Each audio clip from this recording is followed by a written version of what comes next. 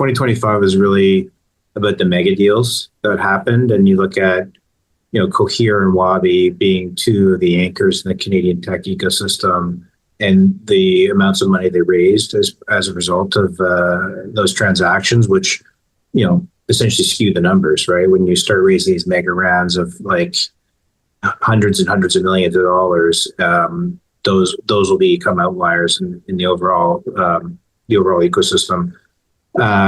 And that trend is going to continue as these companies continue to grow, their compute demands continue to increase, the need for more capital will increase.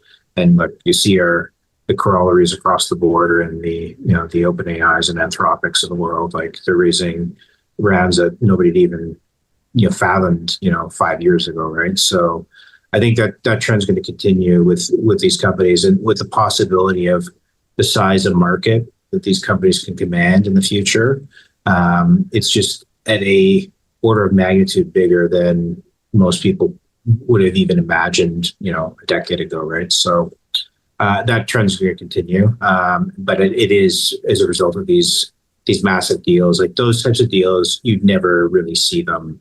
Like, other than, like, again, Wealthsimple would be a great example, or Clio, or later stage companies, but that are doing incredibly well. But again, in spots where you see Clio has got a clear AI story that they've evolved over the last couple of years, and in terms of their most recent acquisition in Europe, and then Wealthsimple in terms of being a fintech company that's actually achieved massive scale, right? So, like, you have these companies that can command those dollars, but for the most part, the existing incumbents, and with this sort of view of the world changing vis-a-vis SaaS, traditional SaaS, it's going to be harder and harder for those companies to raise. And as we saw in previous years, you had companies that are raising considerable amounts of money in, for example, the consumer space.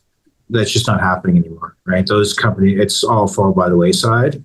You definitely see more in the health sciences space, but health sciences has always been very lumpy in the way they raise because of the capital needs for running clinical trials. But that will always continue. But you're definitely seeing some players now, again, with this crossover, applying AI to drug discovery, right? And ultimately becoming drug discovery companies with their AI platforms.